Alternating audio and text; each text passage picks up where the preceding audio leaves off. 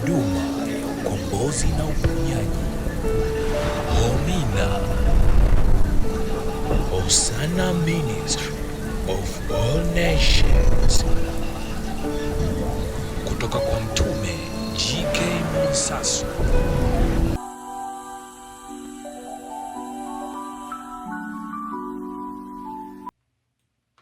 Amina msikilizaji, umerejea kwa jina la Bwana, lakini pia urejeo wa Yesu Kristo ni kwamba tuweze kumiliki na kutawala. Amina. Lakini pia ndani ya miaka 1000. Hiyo lazima mmiliki na kutawala. Unajua ndani ya miaka 1000 ni karne 10. Kwa hiyo ndani ya karne 10 ni msimu ama muhula wa kanisa kutawala na kumiliki. Kama utatawala na kumiliki ni wewe umetaka umaskini, kwa sababu kuna watu hauchukii umaskini, lakini japo Yesu ambaye ni Kristo amerejea ili atutoe kwenye wimbi la umaskini tuweze kuingia kwenye kutawala na kumiliki. Lakini sisi tukitawala na kumiliki, lakini Kristo pia tunamfanya naye atawale na kumiliki, kwa sababu sisi tunamdhihirisha yeye. Lakini kitu ambacho mimi najifunza ni kwamba tulio wengi hatuko tayari kuingia gharama. Ni kweli kwamba ajenda ya kutawala na kumiliki watu wanaipenda, lakini gharama ya kutawala na kumiliki watu, kanuni yani hawako tayari. Hawako tayari kuzifuata. Na hiyo yote ni kwa sababu wengi wanapenda michanganyo. Na wanapenda michanganyo kwa sababu kuna maarifa yametangulia kwamba unaweza ukawa kwa Mungu kidogo na kwa shetani kidogo na ukawa wa Mungu. Maarifa yale ya kusema kwamba ukiwa kwa Mungu ni kwa Mungu, kwa shetani ni kwa shetani, falme ziko mbili, kama kuhani wa Mungu Mtume G.K. Mwansasu alivyotufundisha. Haya maarifa yamechelewa miaka mingi sana. Zaidi ya miaka 2000. Kwa hiyo wengi hawakufahamu na wao sio wao. Ila kwa sasa mtume anapotoa maarifa wapokee na wapate kubadilika. Amina. Amina. Amina msikilizaji, tunapoizungumzia gharama, Yesu Kristo ndio mwanzilishi wa hiyo gharama. Ndio maana alilipa gharama ya dhambi zetu pale msalabani. Aliingia gharama. Kwa hata sisi pia tunapoingia katika ukoo mpya wa Mwansasu ni lazima tukubali kuingia gharama ya kubadilika. Kwa sababu hata miungu pia haiko tayari kukuacha wewe ukatajiriki, yani kiurahisi tu. Ni lazima tu itakufuatilia. Lakini pale wewe ambapo unaamua unakubali kwamba mimi lazima niachane na umaskini wa ukoo niliotoka, niingie kwa mpya Mwansasu wa kutawala na kumiliki, hiyo inahitaji gharama. Kwa ukiamua na ukikubali kuingia gharama, ni lazima utatawala na kumiliki.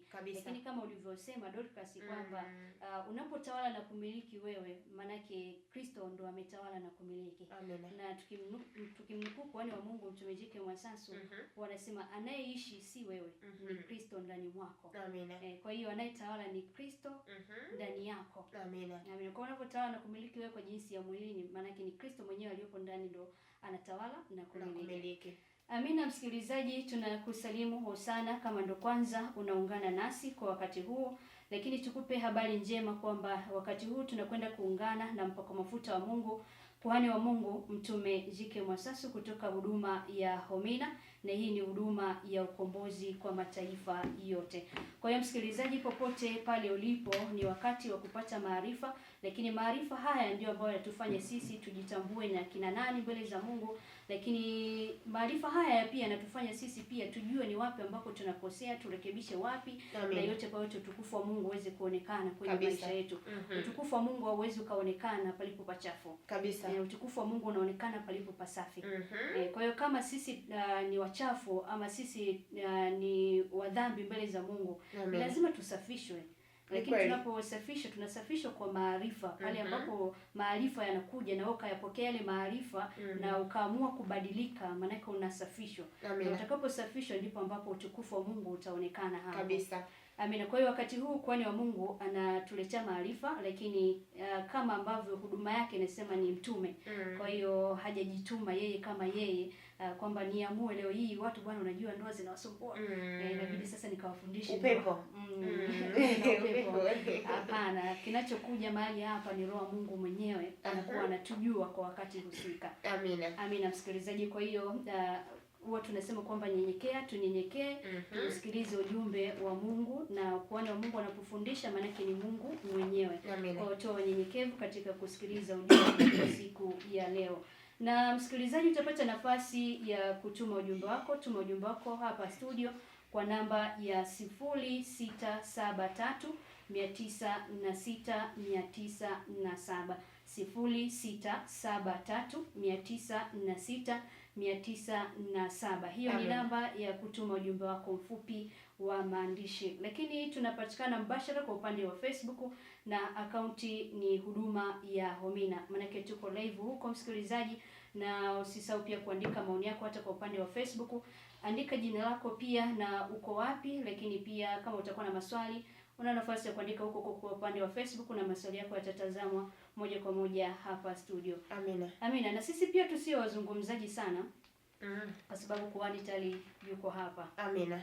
Kwa hiyo na sisi pia tupate nafasi ya kumkaribisha kwako msikilizaji, na atajitambulisha pia kwa nafasi yake. Amina. Amina. Jina langu Lucy Mwansaso. Dorcas Mwansaso. Amina. Na hii ni Homina Gospel Radio msikilizaji. Amina. Kuhani wa Mungu tunakusalimu hosana. Mkombozi amekuja, tunatawala na kumiliki. Amina. Amina. Kwa niaba ya Dorcas tunakupenda sana. Amina. Nami pia nawapenda zaidi na zaidi. Amina. Amina. Nyinyi mnanipenda sana. Amina. Mimi zaidi Ya sana. na zaidi. Ndio upendo umekaa pahala hapo. Amina. Kwa sababu aliyoko mahala hapa si mimi. Amen. Ni yule ambaye asili yake ni pendo. Amen. Kwa kama amekubali kuja kuwepo mahala hapa kwenye hizi maiki, manake ile roho sasa yenye hilo tunda manake kwa sasa imetapakaa pahala hapa. Amina. Amina. Amina. Karibu sana ndani ya studio za Homina Gospel Radio. Amina. Amina. Asante sana. Tufungue kipindi. Mtakatifu, mtakatifu, mtakatifu ishe juu mbinguni.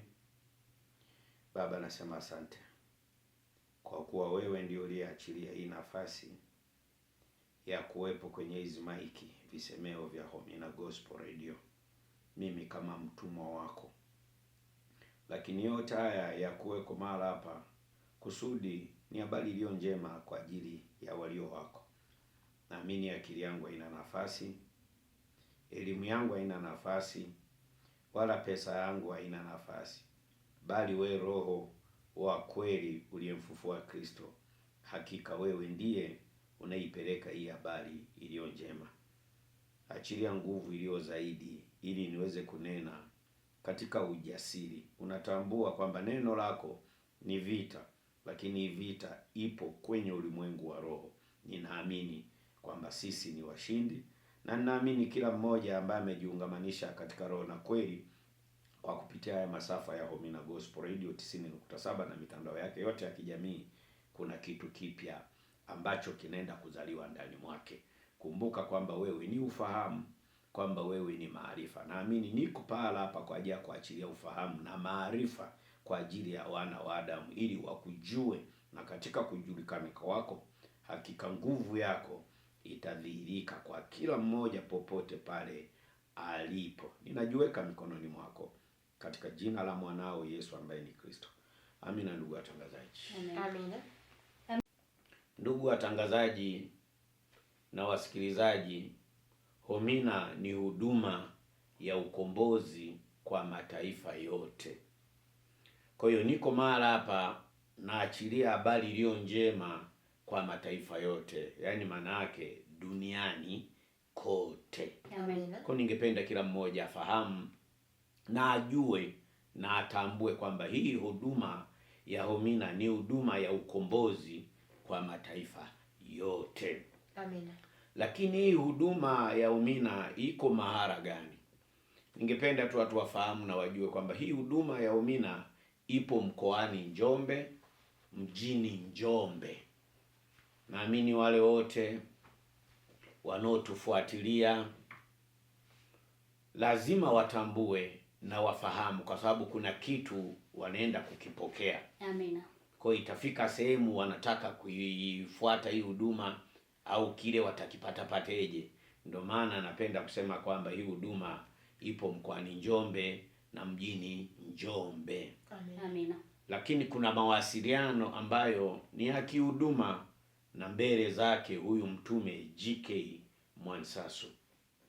Tuna namba za simu ambazo kila mmoja mwenye uhitaji na hii huduma ambayo nimesema ni huduma ya ukombozi kwa mataifa yote ni 0673 0754 0754 037 037 522. 522. Ningependa niirudie hiyo namba 0754 0754 037 037 522. 522. Hiyo ni Vodacom. Hii ni namba ambayo wewe unayetusikiliza, unayetufuatilia kwa kupitia haya masafa ya 90.7 Homina Gospel Radio au mitandao yote ya kijamii ya radio na huduma kwa ujumla au Radio Box duniani kote.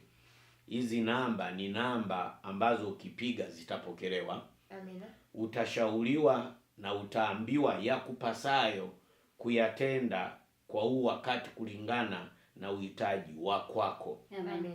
Utatuma ujumbe, tutaupokea, tutausoma, tutakushauri ya kupasayo kuyatenda kulingana na uhitaji wa kwako. Hizi namba ziko mbili.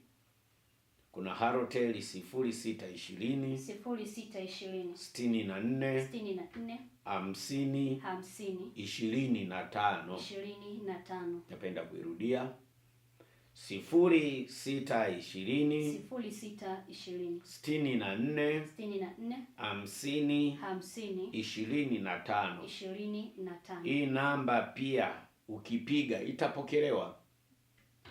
Utashauriwa ya kupasayo kuyatenda kwa huu wakati kulingana na uhitaji wa kwako. Amen. Ukituma ujumbe utasomwa. Hakika utajibiwa, utashauriwa ya kupasayo kuyatenda kulingana na uhitaji wako kuhusu hii huduma ya Homina ambayo nimesema ni huduma ya ukombozi kwa mataifa yote ambayo ipo mkoani Njombe, mjini Njombe. Amen. Shughuli za hii huduma ni uponyaji, kufunguliwa na kukombolewa. Amen. Kwa ningependa kila mmoja asikilize kwa umakini na azingatie kusudi na lengo la hii huduma kuwepo kwenye hili anga la Njombe na hii ardhi ya Njombe, hii huduma ikitawanyika duniani kote. Lengo na kusudi na shughuli zake kwa ujumla zinazofanyika kwenye hii madhabahu kiroho na kimwili ni uponyaji, kufunguliwa na kukombolewa. Amina. Kwa ningependa kila mmoja ambaye anapitia changamoto yoyote, chukua hatua, njoo kwenye hii madhabahu ya Homina. Ni madhabahu ambayo nakuhakikishia inatenda kwa njia ya imani. Amen. Tuna ibada Alhamisi saa 4 asubuhi. Tuna ibada Jumapili saa 4 asubuhi. Kwa ndani ya wiki hizi ibada zote mbili zinabeba uponyaji, kufunguliwa na kukombolewa. Amen. Kwa yoyote yule anayepitia changamoto moja wapo chini ya jua katika maisha yako, kindoa, kiafya, kiuchumi, chukua hatua, njoo kwenye hii madhabahu ya Homina mbele ya mtume G.K. Mwansasu, mpakwa mafuta wa Mungu. Utapokea uponyaji, utafunguliwa, utakombolewa. Amen. Lakini hizi ibada katika utendaji wake zinatenda katika imani. Amina. Hilo ningependa jamii yote inayotufuatilia, maeneo yote, miji yote, vijiji vyote, hasa katika hili anga, litambue kwamba injili hii ya Yesu ambaye ni Kristo, ambaye ni mwana wa Mungu, inapokelewa kwa imani. Na ningependa kila mmoja ajue kwamba imani ni kuwa na hakika na mambo yatarajiwayo, na ni bayana ya mambo yasiyoonekana. Kwa hiyo ili Yesu ambaye ni Kristo aliyoko ndani ya hii ya madhabahu ya Homina ambaye atafanya uponyaji kwako, ni wewe kubeba imani. Kwa chochote nitakachokihubiri hapa, chochote nitakachokifundisha mahali hapa, ndugu watangazaji na wengine wote wanaotufuatilia, ni kwa njia ya imani, havilazimishwi. Unajua Yesu ambaye ni Kristo alisema yeye nira yake ni nyepesi. Amina. Maana yake yeye injili yake hailazimishwi. Tofauti na injili nyingine au ya ule upande wa pili, wananyanyua upanga. Je, utaingia au uingii? hii kama hivi saa hizi. Amen. Utakalolisikiliza no lifundisha ni wewe. Amen. Kulipokea au kutofanyaje? Kutolipokea. Ndo asili ya injili ya mwana wa Mungu wa urejeo. Lakini mimi niko mahali hapa na kushauri uamini, na ukishaamini ukatembea kwenye haya mafundisho na haya maelekezo, kuna kitu kipya kitatokea kwako. Amen. Lakini Yesu ambaye ni Kristo alisema nira yake ni nyepesi. Amen. Mungu ni roho na shetani ni roho. Mungu wangu aliyenituma nira yake ni nyepesi. Upande wa pili nira yake unaijua, ni upanga. Kwa ningependa tu kila mmoja haya ninayoyafundisha unapoyasikia na kuyapokea, tunayapokea kwa njia ya imani, sio lazima. Sio lazima. Hatulazimishi injili ya Kristo. Amen. Hilo ningependa jamii nzima ijue. Ni zaidi ya miaka 2000 watu bado hawajamjua Yesu ambaye ni Kristo, ambaye ni mwana wa Mungu wa urejeo, kwamba yeye ujio wake na neno lake halilazimishwi. Narudia, mimi hapa mtume, nimetumwa nene na si mie. Hiki ninachokihubiri ukikipokea kipokee, ukikifanyia kazi utaona nini faida yake. Narudia, sio lazima. Amen. Nila niliyoibeba mimi ni nyepesi, hailazimishi. Kwa ukitaka kuja umina ukaamini utapona. Amen. Usipotaka endelea unakoishi. Ila mimi niko mara hapa kwa ajili ya kukubadilisha ili uondoke kwenye mifumo na changamoto halisi ya maisha ambayo unaoishi. Amen. Watu wa Mungu, uwezi ukaenda hospitali wakati uumwi. Kabisa. Uwezi kabisa. Amen. Kwa hata hospitalini kwenyewe hawalazimishi kwenda. Amen. Utaenda mwenyewe kulingana na nini? Changamoto. Na changamoto inayokubana. Ndio maana unakutana na mtu siku ya kwanza kahoma kameingia amekaa. Ya pili amekaa anajifanya pamezidi yeye mwenyewe. Amen. Ananyanyuka. Hakuna mahala ambapo daktari anakufuata kwenye nyumba yako wewe ili uende hospitali ukatibiwe. Hapana, wewe mwenyewe kwa imani yako. Amen. Na pili, katika hizo hospitali ni wewe unachagua hospitali unaofanyaje, unaokwenda. Kwa ningependa niwaambie kwamba Homina ni huduma. Amen.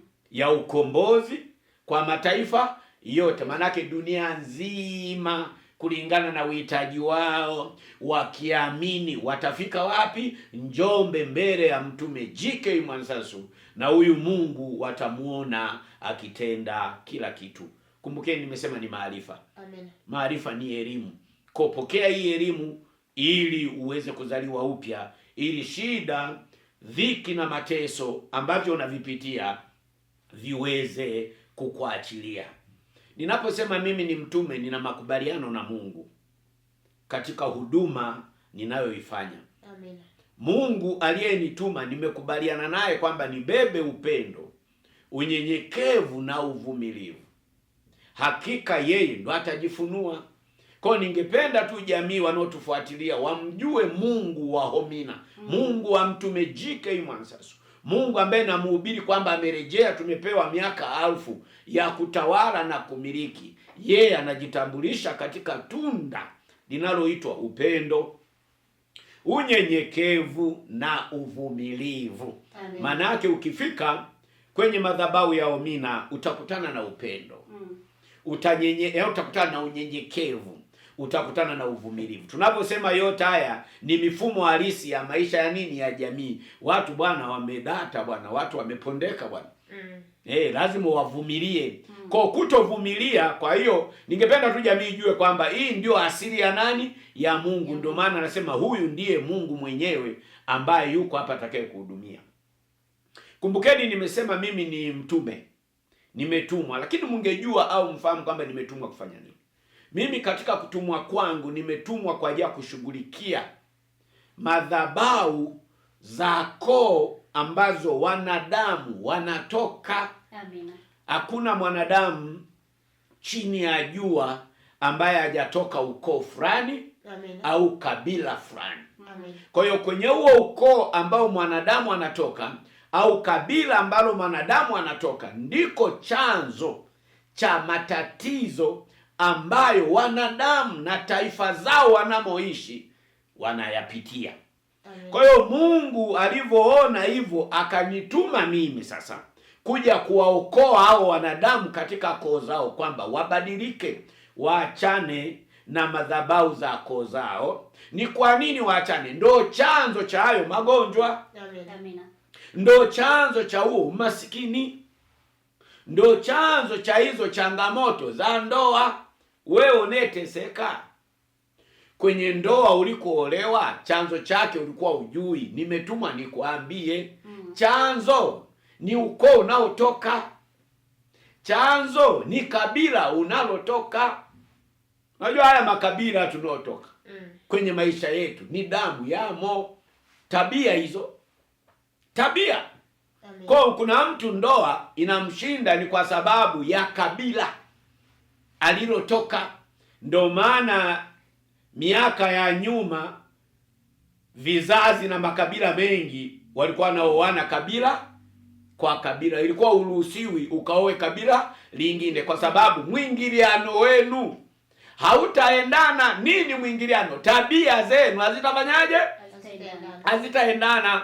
Kwa hiyo mimi nimekuja kukupa maarifa kwamba tabia ya kabila lako na tabia ya ukoo wako, upande wa baba yako, upande wa mama yako, upande wa huyo mme, upande wa huyo mke, ndo chanzo cha hayo matatizo na changamoto unayopitia kwenye afya, kwenye ndoa, kwenye biashara, unalima uvuni, kwenye ajira.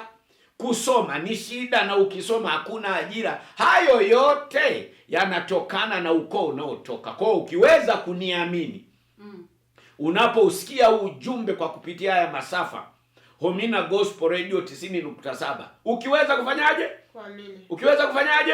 Kuamini. Utafika. Ukifika utakutana na mabadiliko ya hiyo changamoto ambayo ulikuwa unapitia. Kwa watu wa Mungu, madhabahu za koo za kwetu zinamilikiwa na shetani, na shetani kwa sababu ni wakala mkuu sasa anayesimamia hizi madhabahu, ndio maana matatizo, shida, dhiki yako kwenye koo tunazotoka. Tunapojadili madhabahu ni ibada. Amina. Mwanadamu katika kuumbwa kwake, watu wa Mungu, ameumbwa kufanya nini? Ibada. Kufanya nini? Ibada. Lakini koo nyingi na makabila mengi tunaotoka, ibada zetu ni za giza, hazimpendezi nani? Mungu. Ndio maana tunapitia changamoto, ndio maana unapitia changamoto. Sasa ili hizo changamoto ziweze kukuachilia, amua kubadilika kuanzia sasa, kwa kupitia huu ujumbe na hii elimu ya haya mafundisho ambayo mimi mtume G.K. Mwansasu na yareta kwa kupitia masafa haya ya 90.7 na madhabahu Pure ya Homina, ambayo nimeweza kusema ni huduma ya ukombozi kwa mataifa yote. Kwa ni wakati wako wa kukombolewa. Amen. Umekuwa mateka muda mrefu, umefungwa. Yale yote unayoyafanya si yale ambayo unayafanya, unalazimishwa. Ndio maana nimesema injili niliyotumwa nayo nila yake ni nini? Hatulazimishi kuja Homina. Hatulazimishi kutembea kwenye misingi ya mafundisho ya nani? Ya mtume Mwansasu. Hatulazimishi. Kristo halazimishi. Yeye yupo, yu hai. Leo, kesho kutwa utamkuta. Ni wewe tu kutokana na nini? Na hitaji la kwako. Narudia, mimi mtume G.K. Mwansasu wa madhabahu ya Homina, huduma ya ukombozi kwa mataifa yote duniani. Elimu ninayoitoa silazimishi uipokee. Amen. Naomba mtambue. Silazimishi ufanyaje? Uipokea. Ni wewe kwa imani. Ukiamini utafanya na utaona matokeo, kwa sababu ni kweli unauhitaji. Amen. Kwa hiyo kutumwa kwangu ni kwa ajili ya kushughulikia hizi madhabahu, lakini ningependa tu niwaambie kwamba katika maono rasmi ya Kristo kwamba Kristo amerejea. Amen. Katika urejeo wa Yesu ambaye ni Kristo, amesema tutatawala na kumiliki. Amina. Umenielewa? Tutatawala na kumiliki. Amini. Usipoamini tulia. Lakini mimi nimetumwa nikwambie, amini kwamba Yesu ambaye ni Kristo amerejea, na ametoa ahadi miaka 1000 tutatawala na kumiliki chini ya jua, na shetani amefungwa miaka 1000. Maana yake hatutatenda dhambi, lakini tukumbuke urejeo wa Yesu ambaye ni Kristo ni roho yeye. Maana yake ufahamu wetu sasa umefunguka. Amen. Ni kwa nini inatambulisha kwamba ufahamu umefunguka na ndio wa urejeo? Ni kwamba tunatenda dhambi ni kwa sababu ufahamu wetu umeshikwa mara. Amen. Unajua Mungu wakati anafanya uumbaji alimuumba mtu kwa mfano wake. Umenielewa? Amen. Baadaye akaumba na wanyama, ndege, yani wadudu wa kila aina. Lakini huyu mtu alitofautishwa ufahamu katika wale wanyama. Umenielewa?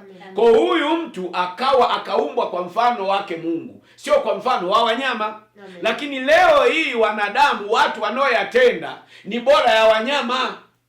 Kwa sasa tunaondolewa kwenye ule ufahamu, tusifanane na nini? Na wanyama. Niwape siri. Afrika tumeshikwa kwa ajili ya ufahamu. Amen. Tanzania tumeshikwa kwa ajili ya ufahamu. Njombe tumeshikwa kwa ajili ya nini? Ufahamu. Ya ufahamu. Kwa hiyo ukiupokea ufahamu, kuna kitu kipya kitakachozalisha maisha yako mapya. Mfano, wakati tunasoma zamani, tulikuwa tunafundisha kwamba asili na mwanzo wa mtu mweusi ni nyani eti. Hivi mnaamini hayo? Mmesoma na mnaamini? Mpaka leo wasomi, wana science, wana tafiti wanafanya hivyo. Wanasoma. Sasa mimi nakuthibitia sio. Sio. Mimi nakupa hii elimu. Anayenena si mie, ni yule roho wa kweli wa Mungu aliyemfufua nani? Kristo. Asili ya mtu mweusi au huyu mwanadamu wa Tanzania au Afrika sio nyani. Amen. Sio nyani. Ila shetani ameingiza ufahamu kwenye anga, kwenye bara la Afrika au Tanzania au Njombe, kwamba kwa sababu sisi tunaishi kwa giza, ufahamu wetu uko sawa na shetani, tumefananishwa na wanyama. Yaani yale tunayoyatenda yanafanana na nini? Wanyama. Ndio maana sisi tunaambia, unajua nyani ni mnyama pekee ambaye asili yake hakuthibitishwa tu kuwa na akili kama mwanadamu. Ndio maana sisi tunaambiwa tulikuwa kama nyani. Kwa nyani anaenda kwa hatua. Si mnaona alikuwa anachora? Kwamba alikuwa hatua hii, hapo baadaye akasimama akaanza kutembea.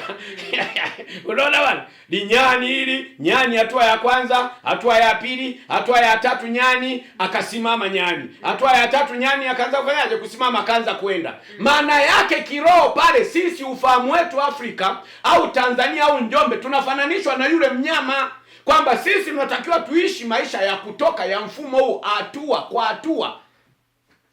Lakini sio mwanzo wetu sisi kama tunafanana na nyani. Ni mfano wa mnyama nyani. Amen. Si kama mmenielewa? Amen. Wanasayansi wanafundishwa na hili taifa, hata taifa lina mitaala hiyo. Umenielewa? Ni vitu ambavyo viko tofauti. Ni vitu ambavyo viko tofauti. Ni ufahamu, manake sisi Afrika au Tanzania au Njombe tunafananishwa na mnyama anaitwa nani? Nyani. Lakini sisi sio mwanzo wetu wa kuumbwa eti nyani aliumbwa vile ndio mwanadamu akaja kutokea Mwafrika. Hapana. Ufahamu. Kwa hiyo Mungu ni ufahamu na shetani nini? Ufahamu. Kwa yale tunayoyatenda sisi Afrika, Tanzania au wana Njombe, mitaa yote, yani mitaa yote mnayoiona hii ya Njombe, matendo yanayotendeka yanafananishwa na ya mnyama nani? Nyani. Mimi nimekuja kuwageuza msiwe kama nyani. Ni nyinyi mlioumbwa kwa mfano wake Mungu, mmekamilika. Ni kuachana na uchafu huo. Amen. Napenda kuwasilisha. Amen. Ni kwa nini Mariamu mapepo 7 alimuingia kama ni mtakatifu? Mariamu aliingiwa na mapepo 7 hakuwa mtakatifu. Ila baada ya kutolewa mapepo 7 ndipo akabeba nini? Utakatifu. Na Mariamu aliyeingiwa na mapepo 7 sio mamake Yesu. Amen. Sio kama ameuliza swali akajua ni mamake Yesu au? Kwa mjibu alivyoandika hapa, Mariamu amemzungumzia mama wa Yesu. Sio aliyeingiwa na mapepo 7. Mariamu wa mapepo 7 aliyekombolewa na kutolewa na Yesu sio mamake Yesu. Hilo ni jina tu. Huyo ni Mariamu ambaye walikuwa na ndugu yake Magdalena, ambao tunaijua ile historia ya Lazaro kule kwenye ile familia. Amen. Na yale mapepo yote mnaoyaona ni mapepo ambayo ya kutoka kuzimu. Manake maisha ya watu waliaishi maisha ya kuzimu ya mila na nini? na desturi. Miungu ndio iliyokuwemo, lakini nataka tu kumjibu hapo, sio mamake Yesu. Ila huyo Mariamu mwanzo aliishi kama unavyoishi wewe kabla ya kuokoka, lakini baada ya kuokoka mahali mapepo 7 yanakutoka, na yakisha kutoka tayari wewe sasa unaanza kumwishi Kristo. Ndio maana huyu Mariamu wa mapepo 7 alianza kuchapa nini? Injili baada ya kutolea mapepo 7. Na nikiwaambia yale mapepo 7 nikisema hapa yalikuwa yametoka wapi, ni shughuli. Amina. Amina. Pale Simasasa akiwa Dodoma anasema Hosana watumishi wa Mungu, tuko pamoja mwanzo hadi mwisho wa kipindi na pokea chakula cha roho yangu. Na Faraja JK Mwansasu anasema Hosana mtumishi wa Mungu, asante kwa kutulisha neno. Amina, amina, amina. Amina. Amina. Mtume, pia tuna maswali ambayo ni mada ya siku ya Jumatano pamoja na siku ya Jumapili. Na mada ya siku ya Jumatano nasema kwamba, je, ni kweli kila mgeni anayekuja nyumbani ni baraka? Ni swali hilo. Kwamba je, ni kweli kila mgeni anayefika nyumbani kwako yeye ni baraka? Anafanyika kuwa baraka? Kwa sababu ni swali, mimi naweza nikasema hapana, si kila mgeni anayefika nyumbani kwako anaweza kafanyika kuwa baraka. Kwa sababu neno baraka lina kinyume chake. Kinyume cha baraka nini? Kupungua. Laana. Laana. Amen. Kwa hiyo wageni wengine wana uwezo wa kufika nyumbani kwako wakaachilia laana. Kwa sababu tusiangalie kubarikiwa. Lakini ni mgeni wa namna gani ambaye nyumbani kwako ana uwezo wa kuachilia baraka? Lakini kulingana na swali kwamba si kila mgeni ambaye ana uwezo wa kufika nyumbani kwako akaachilia baraka. Wengine wageni wana uwezo wa kufika nyumbani kwako wakaachilia laana. Kwa sababu hivi vitu vina pande mbili. Shilingi na pande hizi mbili. Kwa pasipo baraka pana nini? Pana laana. Na penye laana kumbuka kwamba tunatafuta ziwepo nini? Baraka. Kwa swali lenu limesimama kwa namna hiyo. Amina.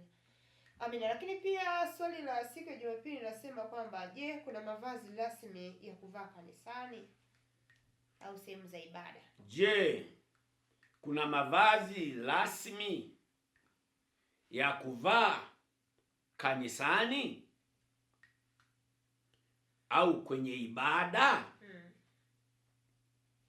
Je, kuna mavazi rasmi ya kuvaa kanisani au kwenye ibada? Inafuatana sasa. Ndani ya sheria kuna mavazi rasmi. Nje ya sheria kwa ajili ya Yesu ambaye ni Kristo hakuna mavazi rasmi. Kwa nini nimesema pande mbili? Ninaposema ndani ya sheria manake ibada za kimwili. Manake katika ibada kuna ibada aina mbili. Kuna ibada zinazobeba ibada za kimwili na kuna ibada zinazobeba ibada za kiroho. Amen. Kwa hiyo ibada za kimwili zina uwezo wa kuwekewa mavazi rasmi kanisani au kwenye ibada. Amen. Mfano kimwili kwenye ibada. Si mnaona makanisa? Wachungaji si wana mavazi rasmi ya kuvaa? Amen. Au ni nani wanaohojiwa hapa? Kanisa gani la namna gani? Kanisa kiujumla. Kiujumla. Kwani kanisa ni nini? Jumuiya. Ni jumuiya ya waaminio. Wanaamini nini? Kile ambacho wao wamekipokea na wameamua kukitumia katika huo mfumo. Kwa katika ibada za kimwili mavazi rasmi anaweza kawa si watu wanapanga kwamba tuvaage hivi ili sisi ndio Mungu wetu atatusema. Amen. Naomba mlizike. Unajua shida ya watu wanaleta mada tayari wana majibu. Njoo niwaambie kitu kimoja. Injili hatubishaniwi. Amen. Hilo naomba niliseme. Acheni sana kubishaniana injili. Ondoeni sana theolojia. Ujuaji. Ndio maana injili ya kweli ya ibada za kiroho inaongozwa na mwalimu mmoja tu anaitwa Roho Mtakatifu. Lakini za kimwili zina walimu wengi. Sasa huyu mwalimu wewe Dorcas amekufundisha kwamba hamna, huyu anasema yapo. Kwa utafanyaje? Njia panda, kwa sababu unaweza ukakuta Every Coast kuna baridi au kuna joto. Mwalimu aliyowafundisha kanisa la kule si atawaambia haina mavazi ya kuvaa.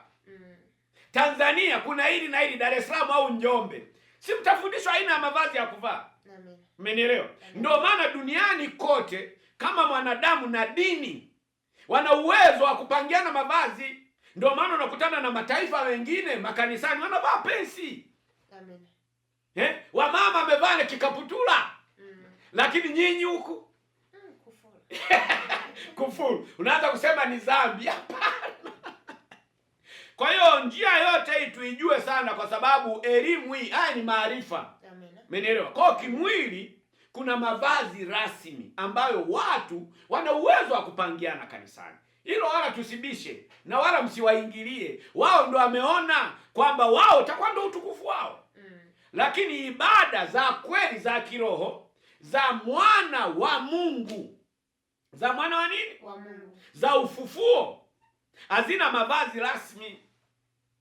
Nyebu jifunzeni kitu kimoja tu. Mmenielewa? Hebu angalia makanisa yote, madhabahu yao wanaweka vitambaa. Ni kwa nini wanaweka vitambaa? Sasa ndio mjui, nyewe mnaona tu. Mapambo tu. Mapambo tu. Hawezi kutengeneza. Hawezi. Kwa sababu yako kiroho ni ibada za nini? Za kiroho, na ibada za kiroho siku zote hazina mazoea. Kwa sababu Roho Mtakatifu anapokuja anakaa ndani mwako wewe, anakaa ndani ya mtumishi, lakini anataka amani ya namna gani kwa huo wakati? Ndio maana mnaona Omina leo tutafanya hiki, kesho hatukifanyi tena hicho. Amen. Unafikiri kwa nini? Mazoea. Roho Mtakatifu hana mazoea. Kwa swali lenu linauliza, je, kuna mavazi rasmi ya kuvaa makanisani katika ibada za kiroho, za ibada za rohoni za mwana wa Mungu za ufufuo? Hakuna mavazi rasmi ya kuvaa kanisani. Hilo hakuna. Hii huduma ni ya kimataifa. Amen. Ni huduma ya nini? Ya kimataifa. Ukianza kupanga mavazi, hali ya hewa ya Australia ni hali ya hewa sawa na Kiera? Hapana. Australia watavaeje? Watavaa kulingana na mfumo wa maisha. Kuna mahala nchi za watu huko wanavaa, yani kuna joto haja kutokea, kuvaa tu suruali shughuli. Hebu wewe angalia hapa, tunayemhubiri katika ibada za kiroho zisizosimamia mavazi rasmi. Zisizosimamia nini? Mavazi rasmi. Hebu wewe niambie, tunahubiri kwamba Yesu alipokufa akafufuka, kwani alivaa vazi gani? Naomba nionyeshe mpaka sasa anavaa vazi gani? Ni vazi moja tu alilolivaa Yesu, ni utakatifu. Amen. Hilo ndio vazi pekee. Linaitwa nini? Utakatifu. Hilo ndilo linatakiwa liwemo kanisani. Hilo ndio linatakiwa liwemo kanisani. Amen. Usipokuwepo utakatifu kanisani ni shida. Lakini utakatifu huo unatokana na, kwa sababu dhambi, neno dhambi ni pana. Amen. Hapa nitasimama sana. Neno dhambi ni nini? Pana. Ni pana. Kwa sababu watu wanaogopa kufanya vitu ni kwa sababu ya kuogopa kwamba ni dhambi. Lakini tukumbuke Injili ina mazingira, hasa katika mavazi, katika mfumo wa kuendesha. Hilo naomba mjue. Amen. Meneno naomba mfanyaje? Mjue. Roho Mtakatifu anavaa vazi aina gani? Vazi lake ni utakatifu. Amen. Kristo baada ya kufa na kufufuka, vazi lake ni nini? Utakatifu. Kwa hiyo wewe mwenye ibada za kiroho za mwana wa Mungu za urejeo ndani ya ukoo wa mwanzazo ni utakatifu. Amen. Ni nini? Utakatifu. Ni nini? Utakatifu. Lakini si sheria. Hatuishi kwa sheria, tunaishi kwa imani. Kwa mkianza reference ya ibada za Agano Jipya, Agano Jipya alikuwa anaishi kwa sheria. Mmenielewa? Kwamba hili jamaa bwana, hawa watu hawajapona hawa. Mmenielewa? Akina penda hawa. Wanaume hawa hawajafanyaje? Hawajapona. Manake miungu, mila, desturi zimekaa wapi? Kwenye mwili mwao. Damu inataka. Umenielewa? Kwa wanapoona mwanamke mavazi yako hivi, mwili wao unafanyaje? Unasisimka. Hizo ni sheria. Leo hii tunahubiri, tumepona. Mwanamke na mwanaume wote ni sawa, wana haki sawa. Wapi? Mbinguni. Ana haki ya kujiona, atembee kisawa, maanake anajitambua. Anayeishi ndani mwake anajitambua. Naomba tu niseme kitu kimoja. Umenielewa? Amen. Hivi Adamu na Eva baada ya kujiona uchi walitengeneza nguo ya namna gani? Ngozi. Wakavaa mpaka wapi ngozi? Walizuia sehemu muhimu. Kwa nini wasiweke mpaka magotini?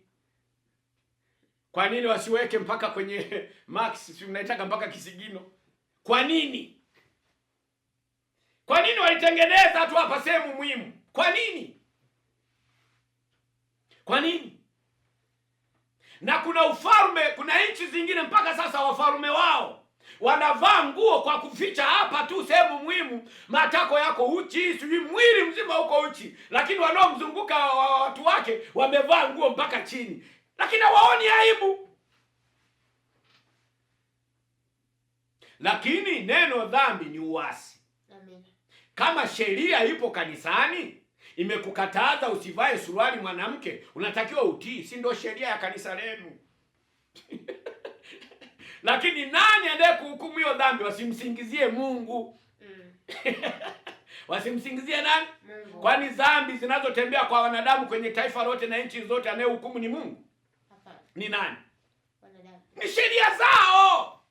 Kwa kuna sheria za makanisa, ibada za kimwili, wawatii. Si wamesema hivi? Lakini mimi ninaoleta ibada za kiroho za Yesu ambaye ni Kristo wa urejeo wa ufufuo, vazi lake rasmi ni utakatifu. Mengine haya mavazi tunajistiri, ni hekima ya kwako. Mtu mwenye akili timamu utatembea uchi? Hapana. Kwa hayo mengine hayamo kwenye sheria. Wewe mwenyewe tu utajinyosha, wala sio Mungu. Mungu msimsingizie. Lakini huyo Mungu ni ufahamu, manake wewe kwako utakuwa uko tofauti na nini? Na wanyama kwa huo wakati. Kwa tusiingize sheria kwenye makanisa, hasa ili agano jipya la ufufuo la mwana wa Mungu. Vazi rasmi katikati ya waamini ndani ya kanisa ni utakatifu. Amen. Amina. Mtume, karibu kwa ajili ya ujumbe wa siku ya Amina. Ujumbe wa siku ya leo ni mfumo ule ule wa kutumwa kwangu, kwamba mimi kutumwa kwangu nimetumwa kwa ajili ya kuhubiri na kuondoa shida, dhiki na matatizo vinavyotengenezwa na madhabahu za koo tunazotoka. Amina. Kwa hapa nilipo natoa elimu, ufahamu unaoachilia ili ujue chanzo cha matatizo unayopitia ni nini. Amina. Kwa ningependa ujue na ufahamu kwamba chanzo cha matatizo hayo unayopitia kulingana na hitaji lako ni madhabahu za koo unazotoka. Amen. Kwa kuna madhara makubwa sana. Kuna watu wengi unapitia magonjwa, umeungamanishwa na madhabahu za ukoo wako. Manake madhabahu za ukoo wako zinatambua hali halisi ya mfumo wa maisha ya kwako. Ndio maana leo hii hayo nayapitia. Kumbukeni nilisema kuna madhara makubwa katika kuabudu mizimu au kuunganishwa na mtu anayeabudu nini? Mizimu au miungu. Kwamba ukiwa umejiungamanisha na rafiki, tunaposema mtu tunatamka rafiki au ndugu, anayeabudu mizimu ambayo yuko tofauti na imani ya kwako, huyo mtu ana uwezo wa kukuambukiza matatizo.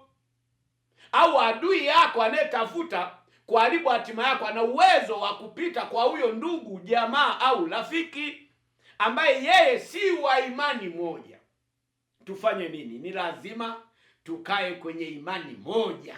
Amen. Na hii imani moja ni ile imani inayopinga miungu na madhabahu za koo tunazotoka. Kwa sababu madhabahu za koo tunazotoka, miungu tulioiabudu, walioabudu babu zetu, hiyo chanzo chake ni kuzimu. Na asili ya matatizo watu wa Mungu yanatoka wapi? Kuzimu. Kwa Mungu hakuna matatizo. Mimi nalishangaa sana kanisa. Kwa Mungu hakuna matatizo. Hakuna.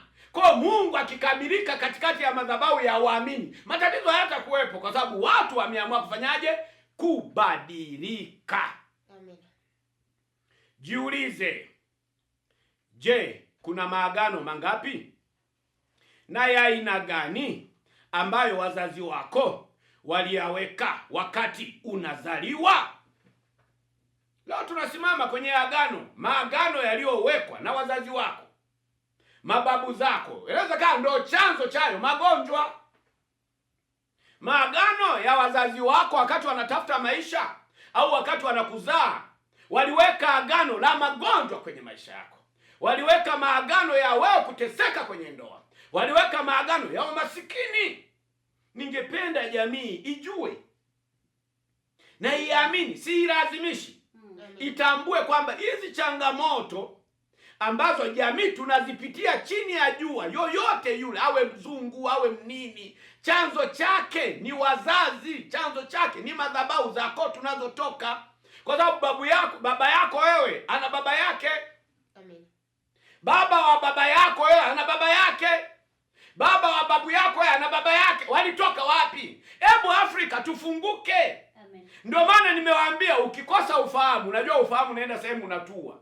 Ukishapoa unaanza kusemekea babu wa kwanza alikuwa nyani.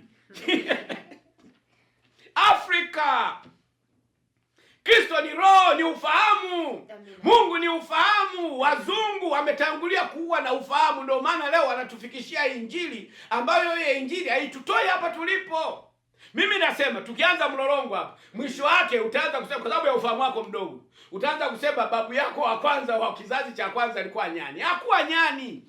Alikuwa mtu na mwanadamu hivi hivi, ila aliishi katika mfumo wa kigiza, katika mfumo ambao sio ufahamu wa kibinadamu. Alikuwa mfano wa nani? Wa nyani, kama wanyama wanavyoishi. Kumbukeni, narudia, mpaka leo wana sayansi haya mambo ya kuigaiga mitaala ya elimu kutokana na nchi zilizozitawala hizi, ndio madhara yanafika leo. Hadi leo watu wanasoma mashuleni na wanafundishwa kwamba mwanzo wa mwanadamu mtu mweusi ni nyani. Sio nyani. Sio nyani. Alikuwako tu mwanadamu halisi. Na kama mwanadamu halisi ni nyani Mwafrika, kwa Adamu na Eva walikuwa wanani? Tunasema chanzo. Kwani nini maana ya mwanadamu? Mwana wa nani? Kwa Adamu mtoto wake wa kwanza alizaa nyani. Haya yote nataka Afrika au Tanzania au makabila yaliyoko Njombe au jamii inayoishi Njombe ifunguke ufahamu. Maisha tunayoyaishi tusiishi kama wanyama. Tukiishi kama wanyama ndio maana tunateseka chini ya jua, kwa sababu wanyama hawana ufahamu rasmi.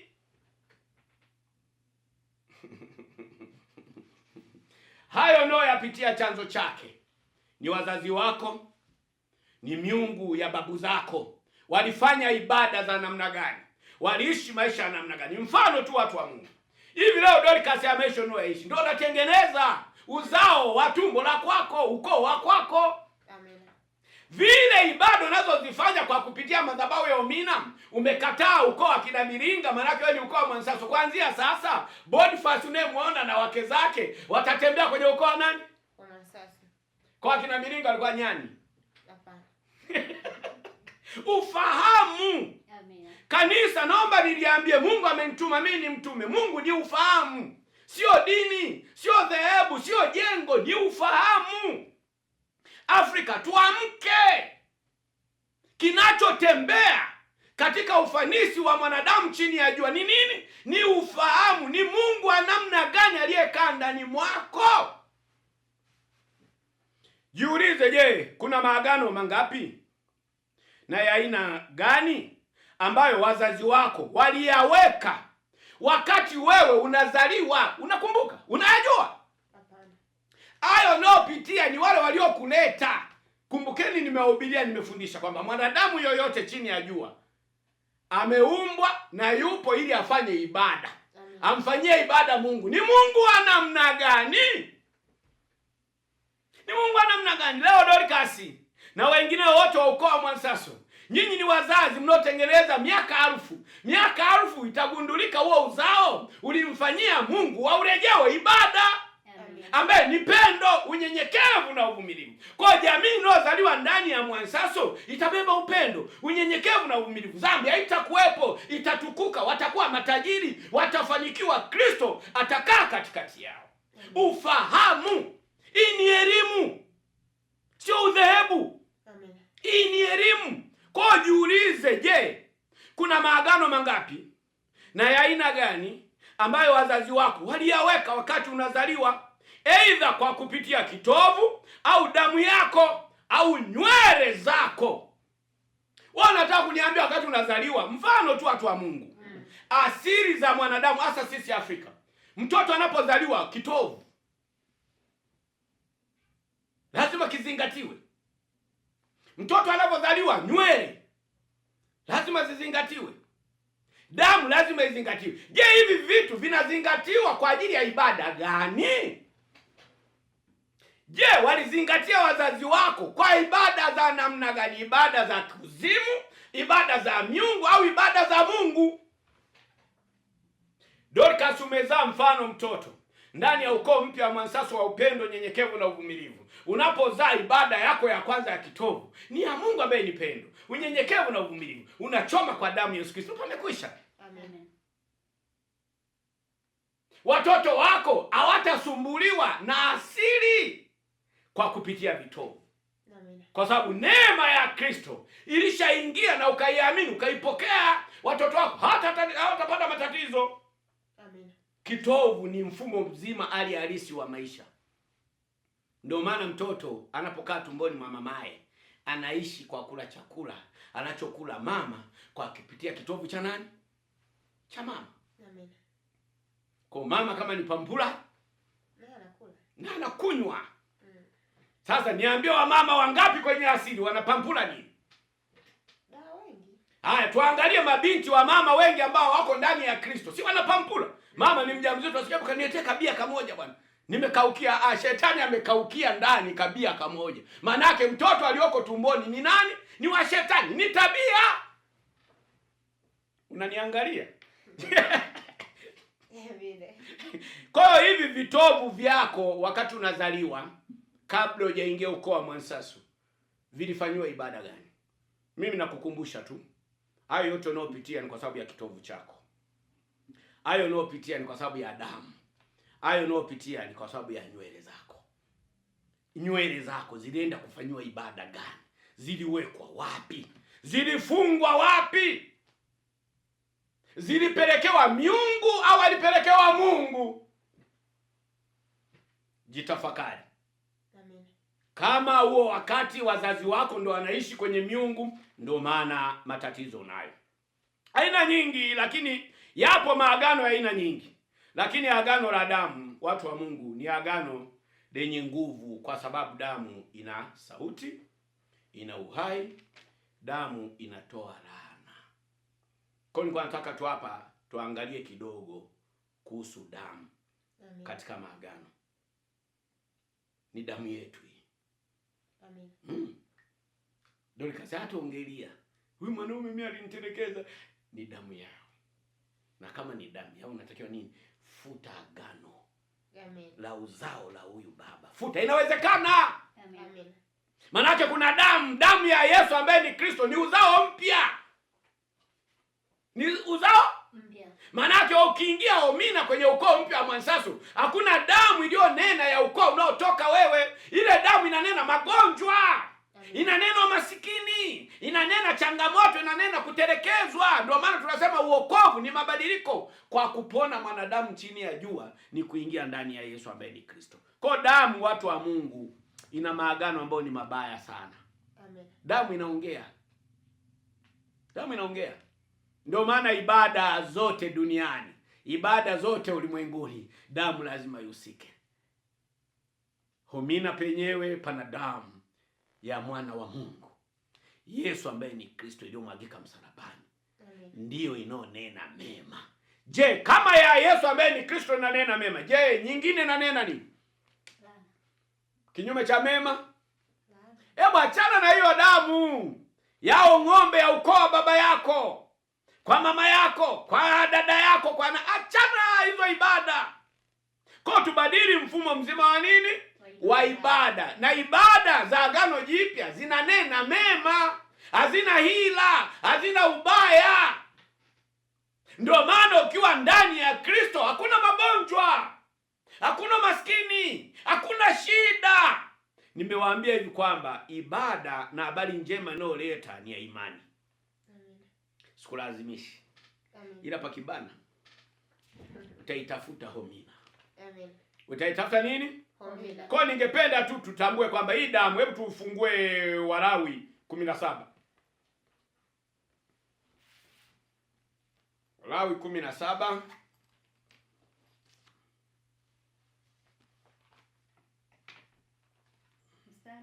Mstari wa 10. 17:10. Amen. Inasemaje? Amen. Anasema kisha mtu awaye yote wa nyumba ya Israeli. Kisha mtu yote awaye yote wa nyumba ya nini? Ya Israeli. Au miongoni mwa hao wageni hao kati yao. Atakaye kula damu ya aina yeyote. Nitakunja uso wangu juu ya mtu huyo alaye damu. Mungu anasema atakunja. Tunajadili, tunafundisha kuhusu damu, kwamba damu inanena. Hakuna ibada mbaya kama ya damu. Na ningependa niwaambie, ibada zote mnazoziona katika hizi falme mbili, kinachotafutwa katika zile ibada ni nini? Ni damu. Unataka damu ikanene nini? Unampeleka ng'ombe, unaenda kutoa sadaka, ng'ombe akaseme nini? Kuku akaseme nini? Mbuzi akaseme nini? Kondoo asiye na manyoya, ng'ombe asiye na manyoya akanene nini? Kinachotafutwa mle sio nyama. Amen. Unajua wetu wengi sana wanaambiwa na mganga lete kuku, wanajua mganga anataka nyama. Unaona hata kale ka wimbo mara nyingi nimewafundisha sana. Kale ka wimbo kale. Amen. Tule sije waganga wajanja, waganga jeuri sana, wanapenda nyama. Kwa nini hawasemi tupeleke matembele? Wewe una ufahamu. Mganga hataki nyama, anataka damu. Na hii damu aliyeambiwa apeleke kuku, damu inayotafuta inakuja kukufunga wewe.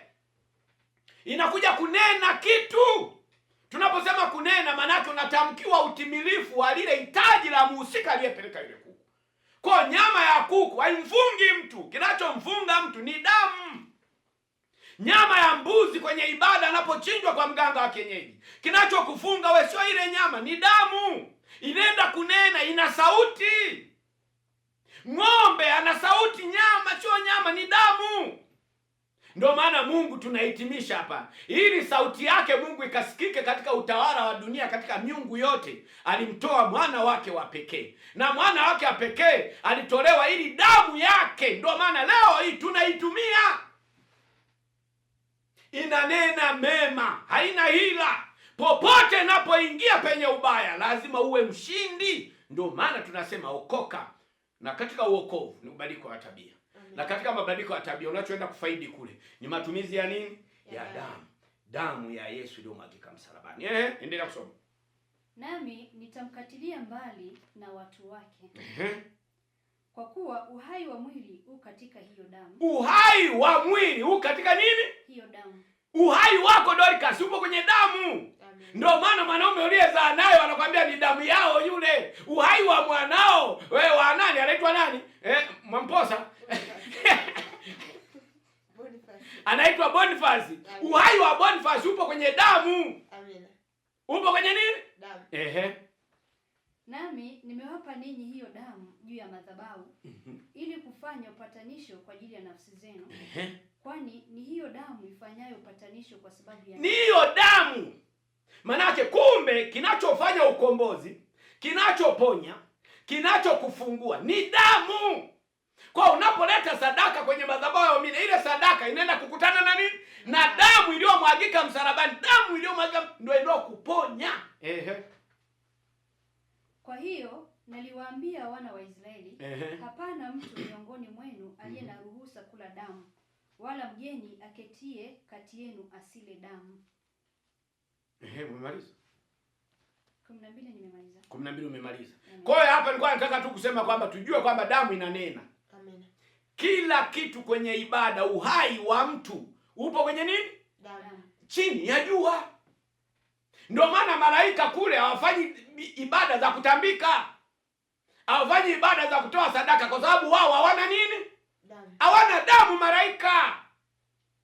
Sisi tunafanya ibada kwa ajili ya Mungu chini ya jua, ni kwa sababu tuna damu. Uhai wetu tunautafuta kwenye damu ya aina gani? Kwa hiyo ili uwe hai chini ya jua, magonjwa yaondoke, ni lazima ukutanishwe na damu ya mwana wa Mungu, sio ya ng'ombe. Amen. Kwa waganga, ili uwe hai, ili ufanikiwe, ukutanishwe na damu ya ng'ombe na wanyama wengine, kwa sababu shetani yeye hana mtoto. Amen. Naomba uniambie, hebu tuma ujue, shetani ana mtoto gani?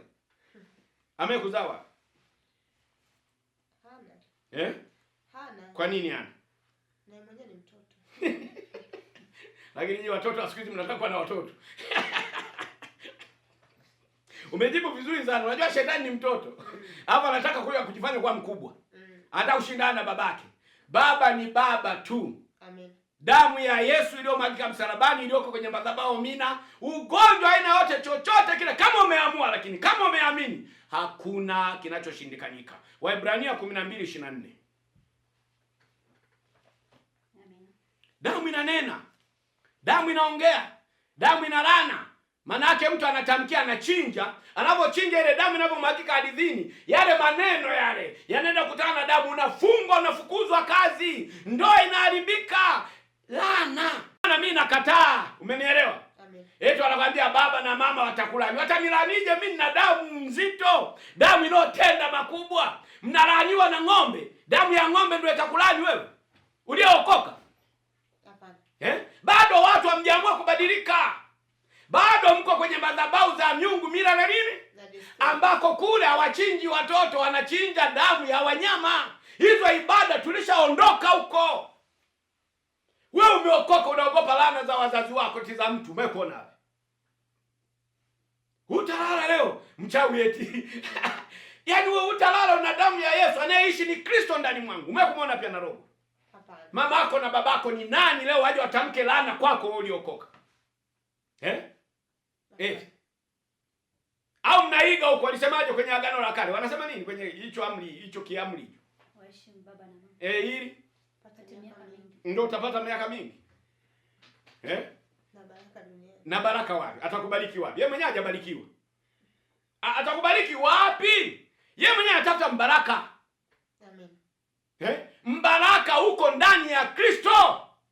Hakuna laana. Hakuna nini? Laana. Hakuna laana. Hizi zilikuwa ni ibada za damu za wanyama. Ndio maana Yesu akaunganisha pamoja kwamba lililo kuu ni nini? Ni upendo. Manake yeye ni pendo, Mungu wa kweli. Ndio maana mimi nimesema Mungu aliyemtuma yeye ni nini? Upendo. Ni upendo. Ni unyenyekevu. Ni uvumilivu. Amen. Waebrania 12:24. Amen. Inasema na Yesu mjumbe wa agano jipya. Na Yesu mjumbe wa agano jipya. Na damu ya kunyunyizwa. Na damu ya kunyunyizwa. Inenayo mema kuliko ile ya Habili. Inenayo mema kuliko ya Habili. Habili alienda kutoa sadaka kwa Mungu wake wanyama. Ile damu ya yule mnyama aliyempeleka kwa Mungu wake ilienda kunena mema, akabarikiwa. Lakini kwa sasa ili uweze kubarikiwa, sio ng'ombe, sio kuku, sio kondoo, ni damu iliyomwagika msalabani ya mwana wa Mungu. Popote palipofungwa inafungua. Amen. Hakuna ibada inayofanyika bila damu. Ningependa makanisa niambie, waganga wa kienyeji sio kwamba wanapenda kula nyama. Amen. Wana ufahamu, wana akili, wana elimu ya kiungu, wana elimu ya kiroho. Eti anaimba kabisa. Sijui hebu imba tu kwa kienyeji kama wimbo.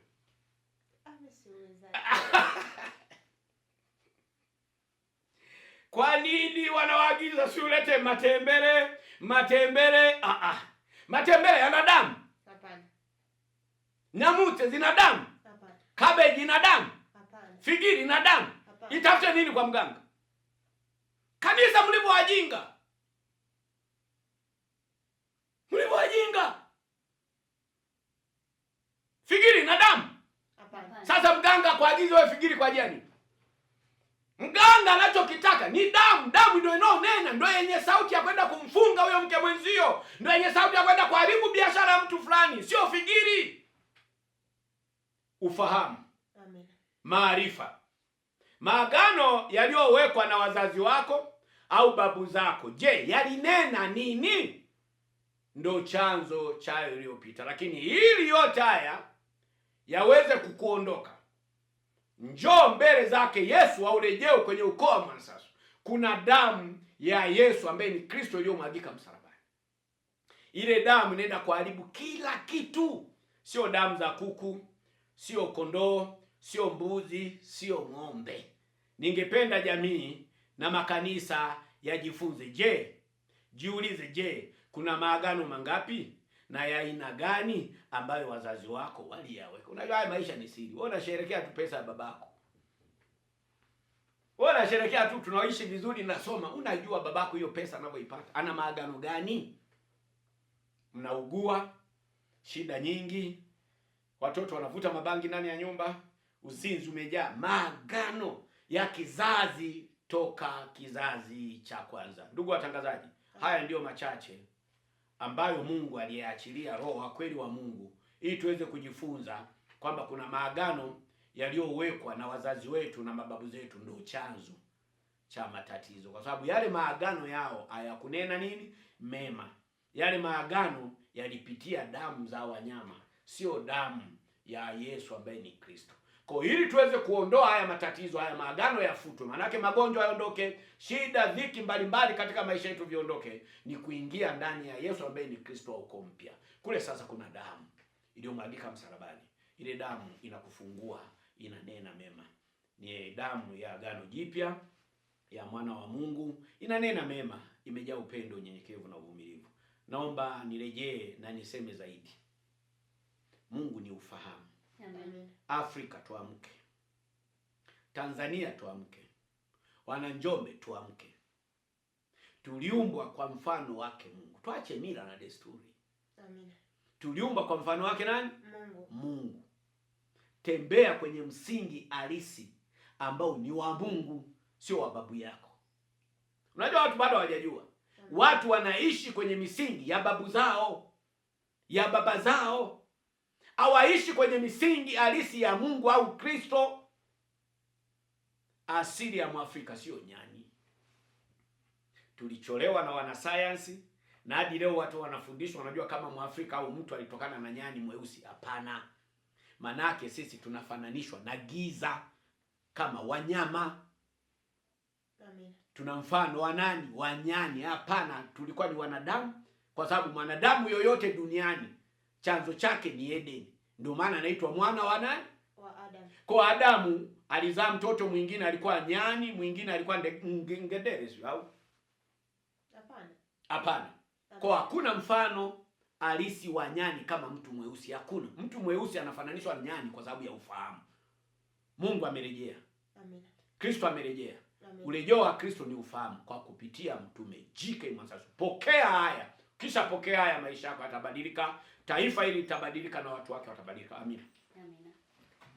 Amina msikilizaji, na huo ni ujumbe wa siku ya leo kuhusiana na maagano yaliyowekwa na wazazi wetu au mababu zetu. Na nikukumbushe msikilizaji, namba ya ujumbe 0673906907. Hiyo ni namba ya ujumbe wa kwako mfupi. Amina. Mtume nami kupitia ujumbe wa leo nina swali. Amina. Kuhusiana na kwamba maagano yaliyowekwa na wazazi au mababu zetu. Maagano ambayo yaliwekwa na hawa mababu zetu au mabibi zetu ni kwamba yanabadilika kulingana na nyakati, maana ni karne nyingi zimepita, ni kama karne 21 kwa hivi sasa. Sasa kama karne zinavyoongezeka ni kwamba na haya maagano yanabadilika? Maagano hayabadiliki, ila yanaishi. Agano lolote unaloingia linaisha, libadiliki. Linafanyaje? Linaishi. Kwa heshimu sana agano. Kumbukeni agano ni mkataba. Amen. Ni makubaliano. Kumbuka Mungu ni roho na shetani ni roho. Je, we agano lako, babu yako aliingia agano kwa yupi? Shetani mpaka leo anaishi. Si anaishi? Amen. Mambo yake si anaishi? Amen. Sasa kwa nini yabadilike? Yabadilike kwenye nini? Kwa nini? Kuna nini kitokee katikati mpaka tubadilishe agano? Agano unakuja kulibadilisha wewe baada ya kubadilika wewe, kuokoka. unaikana lile agano kwa njia ya damu ya Yesu ambaye ni Kristo. Lakini agano linaishi. Amen. Na Mungu asili yake, agano lote mlioingia ukilivunja, yaani mtunza agano, kumbukeni. Amen. Tena umeuliza vizuri sana hilo swali. Mungu wangu mimi ni mtunza nini? Agano. Manake maagano yanatunzwa bwana. Hayabadiliki, yanaishi. Kwa hiyo sio kashangaa kama kuna mwanaume umemwahidi atakuoa, kafute agano kwa damu ya Yesu ambaye ni Kristo. Litakusumbua, linaishi. Utakuwa kwenye ndoa, bado lile agano linakuja linakustua. Mimi nawaambia wengi wanasumbuka sana na haya maisha. Ndio maana mimi nashauri na kusisitiza, vunja agano. Amen. Futa mkataba. Wewe uliingia huu mkataba wakati unapata uhuru. Mpaka leo kama unaona wananchi wako wanaelemewa, kaufute. Amen. Kafanyaje? Kaufute. Hama. Ni gharama. Tuliishi mwa waganga, ilikuwa gharama kuja kwa Kristo. Baada ya kufuta yale maagano, ndio maana tunamkiri Yesu ambaye ni Kristo kuwa ni mwokozi wa maisha yangu na kukataa shetani na mambo yako yote. Unanikataa mimi wewe, tutaona. Kwa agano mtu wa Mungu linaishi. Amen. Halina mabadiliko. Umenielewa? Amen. Halina nini? Mabadiliko. Kuna mikataba ambayo hata nchi ziliingia toka nchi inapata uhuru mpaka leo mikataba inaishi. Mpaka inaishi. Ukitaka kaivunje uone. Mimi naenda kuvunja muungano, kavunje uone. Kavunje uone. Kwa unapotaka kuvunja agano la babu yako na bibi yako, ndio vita ulionao ndani ya wokovu. Si unaona shughuli ilivyo? Unakwenda wapi? Sisi asili yetu ni umaskini. Agano moja hapo ni la kuishi umaskini na magonjwa. Alafu wewe hutaki magonjwa. Kwani hutaki magonjwa? Ndio nikasema hutaki magonjwa. Namtaka Yesu mbele. Sasa kwenu aliingia. Amen na uamuzi. Kwa wazazi tuwe makini sana kwenye familia zetu. Ndio maana watu wengi huu utajiri wanaingia maagano ya kuzimu. Amina. Amina. Amina mtume, mimi na swali ulipokuwa ukizungumzia kuhusiana na vitovu kwamba kupitia vitovu kuna uwezekano wa wewe kupitia changamoto chini ya jua ama nywele. Swali langu ni kwamba kwa mtu kutupa kitovu bila kutamka chochote lakini hajaokoka, kunaweza kusababisha madhara yote? Kuna sababisha, si ni agano la damu ile kuliko toka kwenye ukoo wako. Tabia ya mama yako aliyekuzaa, si ndio ulikula chakula kwa kupitia kitovu chake? Na kilinena tabia gani? Tabia ni agano la ukoo au kabila. Kwa unapotupa, tupa kulingana na nini? Kama unatupa kwa kutamka damu ya Yesu ambaye ni Kristo, ile ndio inayovunja lile agano, maana yake inakubadilisha mfumo mzima wa maisha. Kwa ukitupa tu hivi, yaani hizi dawa usitupe. Ni roho. Amen. Kwa hiyo ile hali itakufuatilia tu. Maana yake tabia ya mama yako, tabia ya kabila lako, tabia ya ukoo anaotoka mama yako au baba yako. Tumesema damu inanena, inaongea, inaishi. Wewe ni mwanamke una uzao. Wakati unajifungua damu nyingi ilimwagika. Kwa ajili ya nini? Agano. Ilimwagikia wapi? Ardhini. Amina. Mkikuwa mengine mtayajua. Amina. Na kwa upande wa jumbe anasema amina sana kwa neno Mungu, asante sana kwa maarifa, nimeipokea. Naitwa Sholastika Mwansaso. Ni kubadilika ni Kristo tu. Yaani ukiamua kubadilika katika mfumo. Hapa naomba ninarudia tena. Amen. Agano la damu ni gharama. Na hakuna agano lolote, hakuna ibada yoyote, hakuna sadaka yote isiyo na damu. Ufahamu, tuamke kanisa. Amen. Eti waganga wa kienyeji wajanja sana, kwa nini hawaagizi wateja wao walete figiri au matembele? Wewe huna akili, wewe huna ufahamu. Mganga anataka damu. Ndio maana mnaenda makanisani mnapeleka uchafu, vitu ambavyo hamjui mnachokifanya. Ndio maana mnafananishwa kwamba mlikuwa weusi sasa na nyani. Hakuna ufahamu manake. Yaani ufahamu wa mtu mweusi, mwanadamu mweusi sasa na nani? Nyani. Na nyani. Lakini si hatukuwa kama nyani. Kwani Adamu alizaa, kuna mtoto alimzaa ambaye ni nyani? Hapana. Tunaitwa wana wa Adamu kwa sababu tumetoka kwenye uzao wa nani? Wa Adamu. Kwa Adamu, naomba wanithibitishe ni wapi Adamu ambapo alizaa nyani? mpaka watu weusi wakawe manyani. Ni manyani kwa sababu ya ufahamu, tunafanana kama manyani. Wewe ukiangalia ni jitu linaita lisomi mambo unayofanya ya kijinga tu. Wewe unashindwa kujenga nyumba nzuri, ukaishi pazuri, kala vizuri na watoto, unaenda kutambika, unaenda kujengea makaburi. Ona kitu mama, unaacha kupeleka mtoto shule, ile gharama unaenda kujengea nini? Makaburi. Wewe ni nyani. Sasa na wanyama Mungu alitutenganisha sisi ufahamu tofauti na nini? Wanyama. Lakini sisi Afrika tuko kama wanyama, ndio maana sisi tukaumbwa kama nyani wanasema. Sio hivyo. Ufahamu ndio unaotengeneza kwamba sisi tunafanana na nyani, lakini hatakuwa nyani. Amen. Na serikali ingenijua, waacha hata kufundisha hivyo vitu mashuleni. Tunapandikiza ufahamu ambao ni wa kijinga. Yaani tunaweka vitu ambavyo wana science. Ni vitu vya kipuzi. Nyani anaanza yuko chini. Si mnaonaga tu michoro tu. Au nilituonaga mimi peke yangu? Hatuko mpaka leo. Kwa wanapandiwa nini ndani ya vichwa Afrika? Watu weusi tunapandiwa nini ndani? Giza, manake sisi ni wagiza. Na maana ya giza, manake sisi hatuna ufahamu. Na kama hatuna ufahamu, sisi tuko kama shetani. Ndio maana hata shetani anachorwa ngozi nini? Yes. Tubadilike, pokeeni elimu na haya maarifa mapya. Ndio maana kuna watu wanang'ang'ania maisha ya kishetani. Misiba, sijui mauti, magonjwa, yaani watu wanaishi na vikundi vya namna hiyo. Yaani ndio maisha yao, manake kwao. Mtakatifu. Mtakatifu, mtakatifu ishiye juu mbinguni. Baba, naamini wewe ndiye uliyefanya niwepo kwenye hiki kipindi. Haya yote niliyowafundisha kwa nguvu ya Roho Mtakatifu, naamini kila mmoja ameyapokea. Na naamini yanaenda kufanyiwa kazi, si leo au kesho, kwa sababu Kristo ni Mungu. Ninapoondoka mahali hapa, ondoka pamoja nami. Naamini hili anga nimelifunika kwa damu iliyomwagika pale msalabani. Hakuna roho nyingine yote itakayotengua na kutoa huu ufahamu au hili somo ambao leo nimelifundisha katika hili anga. Naamini hakuna isiwezekana katika jina la mwanao Yesu Kristo. Amina ndugu watangazaji. Amina.